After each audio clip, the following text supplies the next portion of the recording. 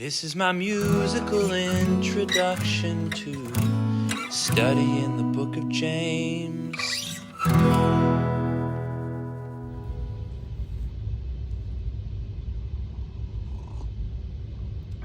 To sit in solemn silence in a dull dark duct, in a pestilential prison with a lifelong lock, awaiting the sensation of a short sharp shock from a cheap and chippy chopper on a big black block. Whew. How's it going? We are back with lesson number 7. This is about human plans and vision.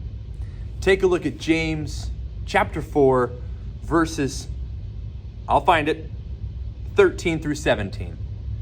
Let's just read verses 13 and 14 to start. Come now, you who say, today or tomorrow, we'll travel to such and such a city and spend a year there, do business, make a profit. Yet you do not know what tomorrow will bring, what your life will be. For you are like vapor that appears for a little while and vanishes. You know, when you're planting a church, like we're attempting to do, there are a lot of people that ask you, well, you know, what's your vision for this and your vision for that? When you get the church planting books, the literature that you've got to read through and kind of read up on, there is book after book about the power of vision. And I want to speak for a moment just to that specific thing and say, I think that this passage would tell you that while it's not inherently evil to have a plan and to have a vision and to pursue, you know, certain like strategic goals, I do believe there's a danger in overvisioning. Overvisioning.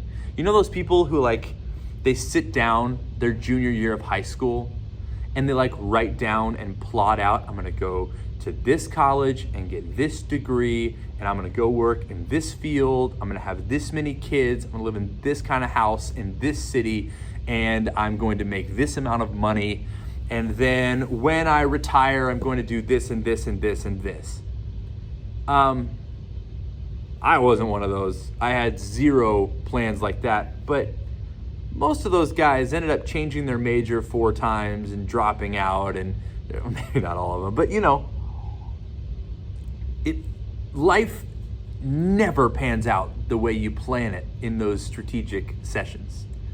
And though a wise man once said, I forget who was it, Eisenhower said that planning is absolutely indispensable, but plans are kind of a useless thing.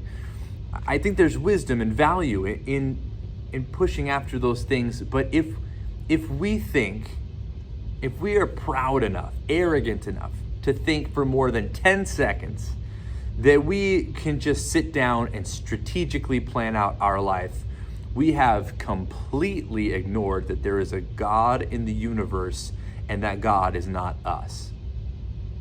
And in the church planting world that says you have to have a vision for this and a vision for that and a precise vision for this, I think sometimes we get carried away and forget that God calls, and then God will give vision and plan to that thing in his time.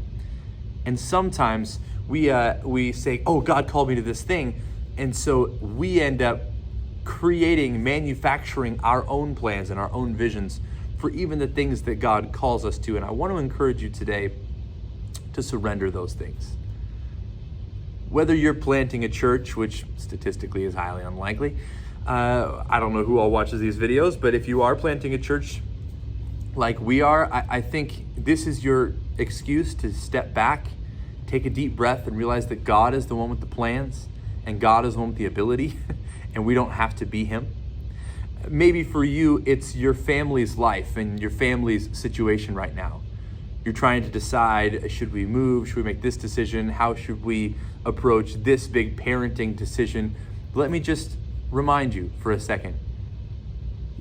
You don't have to be God and you don't have to be perfect. Just take a step back, trust him for today, and do your best to just put one foot in front of the other. Maybe it's a work scenario, in a job. You have a big critical project that has to come together, that is the culmination of like 3 fiscal quarters worth of work to capitalize this one unique moment. Whatever it is, can I just tell you, you can take a step back and you can take a deep breath and you can let God be God, because He is the one with the plan and He is the one with the resources. And the sooner we can step back and say, you know what, I'm gonna let you take care of this, the sooner we can take all of that stress and anxiety off of our plate and not have to feel like we alone are bearing the weight of the world. So just let that be said, that there is a danger in overvisioning. There is a danger in trusting our own innate skills. And there is a danger of becoming arrogant and boastful in our own plans and strategies in substitute of what God has for us. So for today, let's just worry about today. Let's have the planning time. Let's go after God's heart. Let's do our very best to try to see clearly what God is doing in the future. But at a certain point, let's step back, take a deep breath, and realize that ultimately He is the one that will do the work anyway. That's all I got for you today. Love you guys. Bye.